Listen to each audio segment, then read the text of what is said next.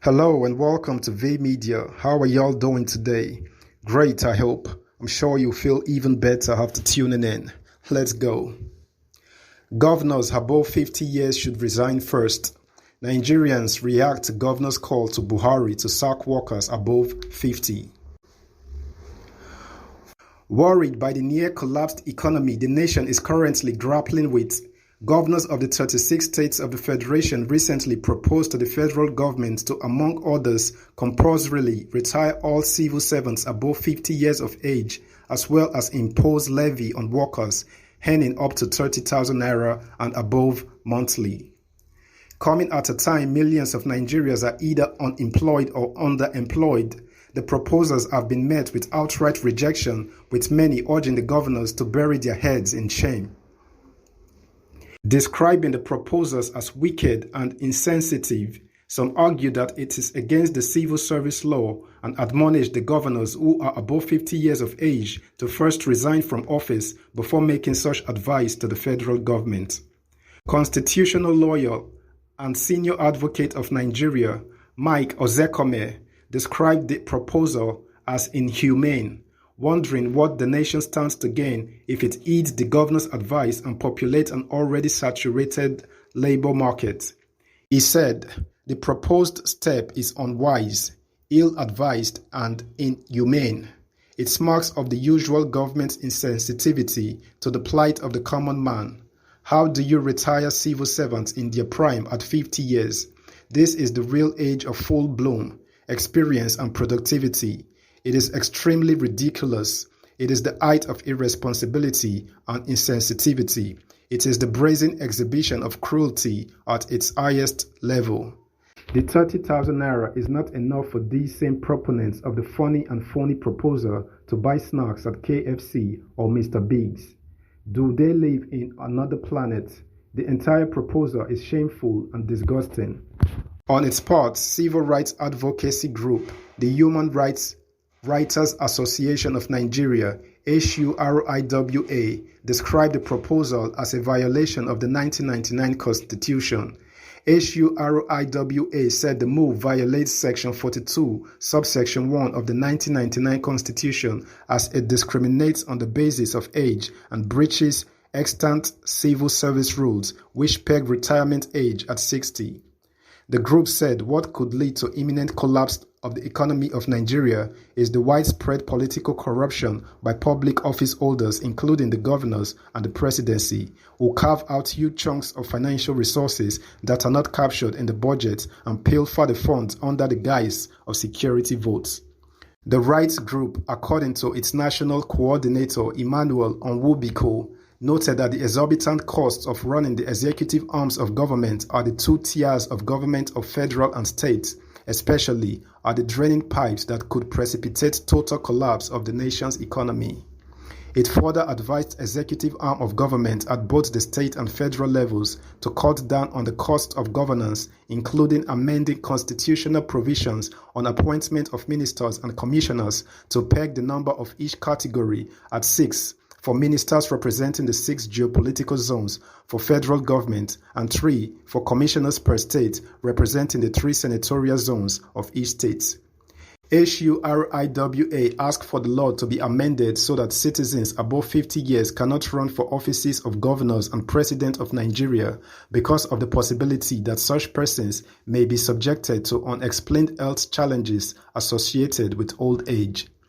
The body added that if the federal government disagrees with these far-reaching reforms of the laws aforementioned to peg the ages of executive officials of the federal and state governments, then there is no justification to discriminate against civil servants.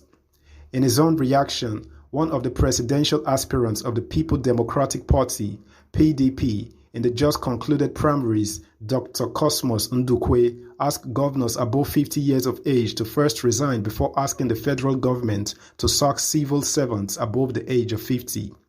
The former Deputy Speaker, Abia State House of Assembly, argued that since public servants and political office holders are being paid from public funds just like civil servants, they should first quit to save cost before recommending the sack of core civil servants.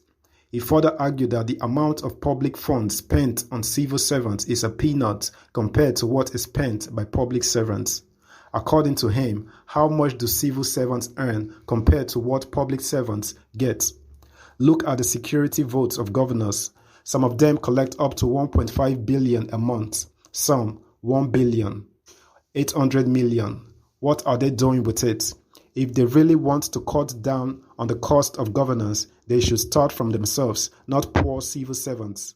If they are saying that civil servants who are above 50 years should go, then political office holders, whether elective or appointee, beginning from the governors, should also resign and go.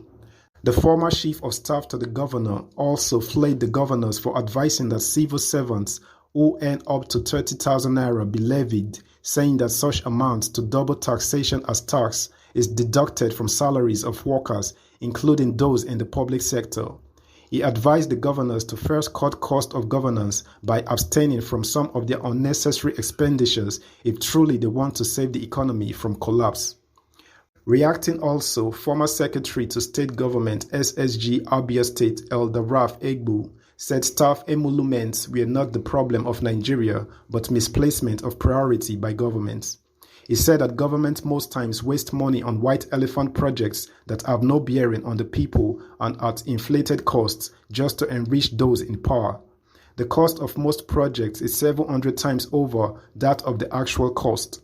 That's where the problem lies, and not the money paid to civil servants. National President of Coalition of Southeast Youth Leaders, COSEYL, Comrade Goodluck Ibem, described the advice as satanic and an act of insensitivity. He argued that there is already a law that stipulates 60 years as retirement age for civil servants or 35 years in service. Hence, reducing the age to 50 would require an amendment. The COSEYL MSmen further stated that payment of salary of civil servants was not the country's problem, but the incompetence of the drivers of the country's economy. That the economy is bad is not the fault of civil servants, but the incompetence of the president and his economic team. The economy was fine when he took over in 2015. Then, a bag of rice sold for 8,000 naira, but now the same bag goes for 37,000 naira. That shows the president lacks the capacity to manage the economy. Those people making these suggestions have invariably admitted that the economy is bad. Then what happens to their own jumbo pay and allowances that can feed the whole local government area for 3 months? Such suggestion is the height of wickedness. The national president of Middle Belt Forum, MBF, Dr. Bitrus Pogu, urged the federal government to jettison the suggestion and assemble the best economists in the country to advise on the way forward. Dr. Pogu said, Nigeria is in a very difficult situation, but I do not think the governors are economists. We need to consult our economists to be able to proffer solutions to our problems. Many of the governors are also not living above board. Some of them spend money on frivolities and allowances instead of attending to pressing issues of the state. As a result, those who are not able to generate adequate internal revenue suffer. Some of them cannot even pay salaries the way they should, let alone pensions and other commitments to workers. They should know that retiring people means increasing the pension bill, and we must not forget that people have rights. Unless the provisions in the Constitution and labor laws are amended, you cannot arbitrarily retire workers. So I think they didn't seek wise counsel before they made such statements. Like, comment, subscribe to the channel. That's the only thing you can do for us. God bless you as you do. Bye.